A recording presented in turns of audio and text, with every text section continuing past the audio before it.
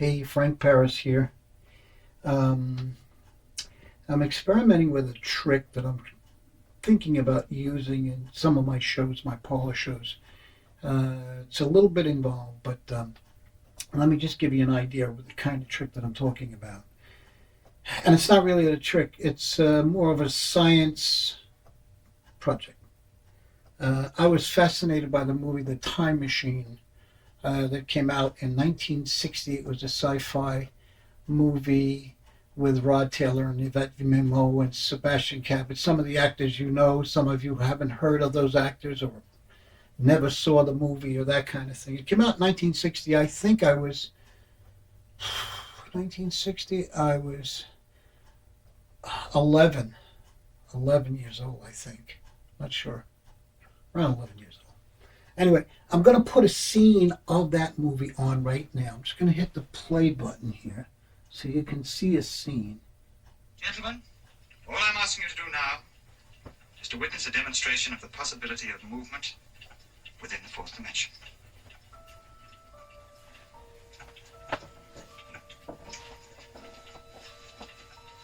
Doctor, could I have your help? Oh, certainly, certainly.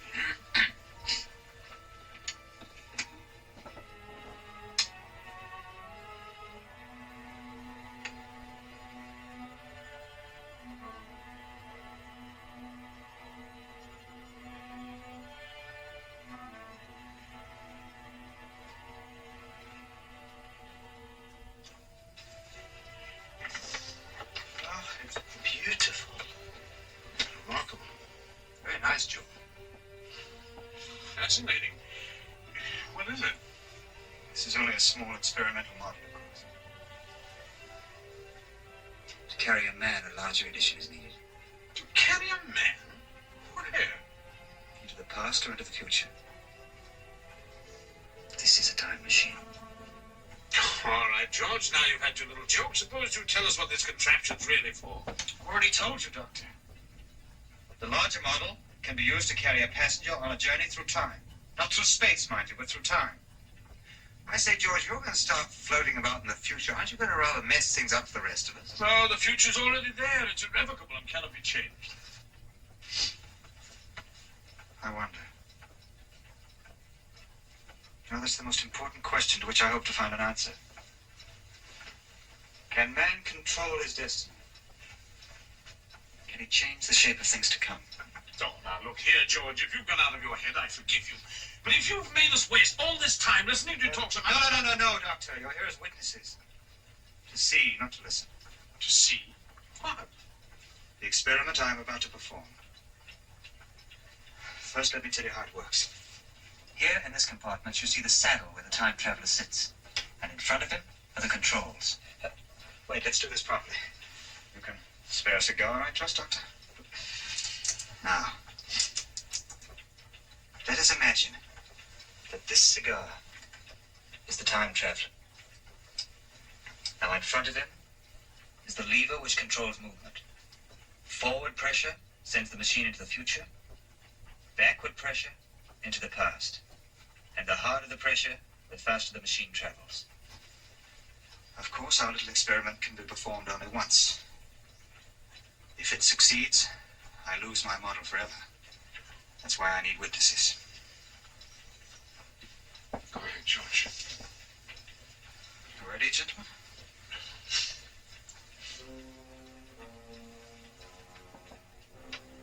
Doctor, you can lend me your hand.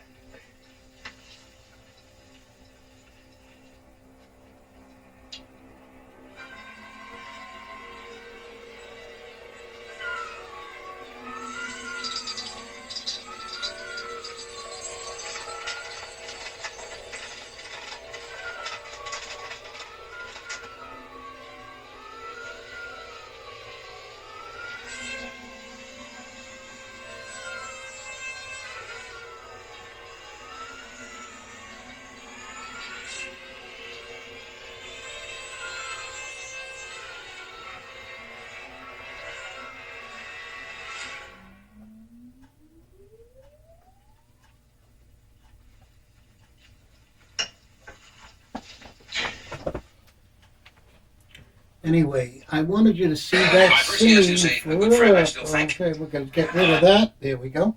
I wanted you to see that scene before I went into the trick itself.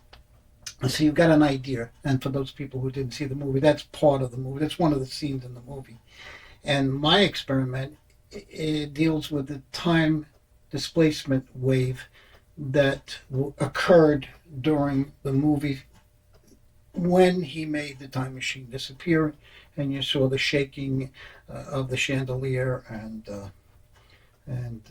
the shaking of the machine and that kind of thing.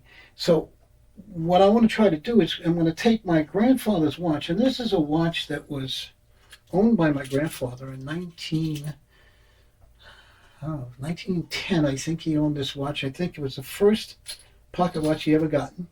And I can hold it close to the camera if you want to see it. You can see that it's broken. It really is. Apparently what had happened was a wheel from a horse-drawn buggy on Vernon Boulevard in Long Island City, as he was crossing the street to get into his butcher shop. He was a butcher. He dropped the pocket watch and the wheel went over it. He got the crystal fixed, but nobody could fix the components inside the watch without charging him a fortune, more than he paid for the watch, actually. So what I'm going to do is try to restore the watch using the time machine, okay, that is in this Tantalus box.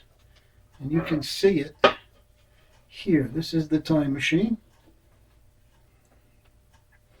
Okay, so this time machine is basically similar to the time machine that you saw in the movie. This one here. In fact, I think I have it on. Let me just see. There we go. You can see the lights and everything. Okay. So, but here's the problem. The problem is if I take this watch and I just put it in the time machine, okay, the time machine will vanish and the watch will go with it, and I will have no control over bringing it back, because the time wave displacement should be half of what this machine produces. So what I'm going to do is I'm going to use a little dampening technique in the experiment that I calculated, which will take the watch back through time, but it won't take the machine back through time. And I'll get to that in a second. So let's just take the watch, just for argument's sake here, and place it underneath the cloth. Okay, so we want the time displacement waves to, just see if I can pull it out here. Just get it to come out. Let's see, here we go. I think it's, we're going to just take it and pull it through. That's what we're going to do. It's very difficult to do these things. Okay, and we're just going to take this and pull it through and place this here. I thought I had it. I guess I don't have it. Hold on a second. Let me just pull it through. There we go. And we're going to just take it and place it on the little hook mechanism that's over here, just like so. Now, in order to dampen the field by a factor of 2, because a time wave that's 4 is what would make the machine disappear, we're going to dampen it by using a gold chain. I can grab a hold of that. We're going to connect it to the time machine, like so, just like so. And what we're also going to do, it's starting to spin already. Okay, so what we're also going to do is we're going to take this silver, I'm sorry, something happened here. We're going to take this silver coin, and we're going to use the coin, this gold and the silver coin, to dampen the field. Okay, so you'll see, I can feel the coin shaking. I can feel it shaking. And that is now dampening the field as the time machine spins, but it's dampening it by a factor of 2, which will make the time machine literally, I don't know if you can see this coin here, it's actually spinning on my hand. Can you see that? It's actually spinning on my hand. So it is actually dampening the field so that when the machine stops, the clock will have gone back in time, repaired itself, and then came forward in time past the point where my grandfather dropped it on the street on the way to work. So we'll see if that worked. And let me just turn the machine off if I can. We have to wait for it to stop. So if everything went well, the time machine brought the clock back to before it broke and then brought it forward. Okay, so let's just see what happened here. We're going to disconnect the chain that the watch was connected to. We're going to take the watch itself and pull it through the cloth, and believe it or not, the watch has been fully restored. You can see that. And the mirror, there actually is a little mirror on the glass, so you can see that the watch has been fully restored.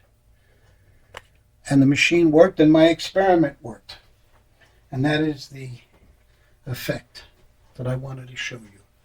So, from Frank Paris's Man Cave, I wish you a pleasant day, and I say over and out.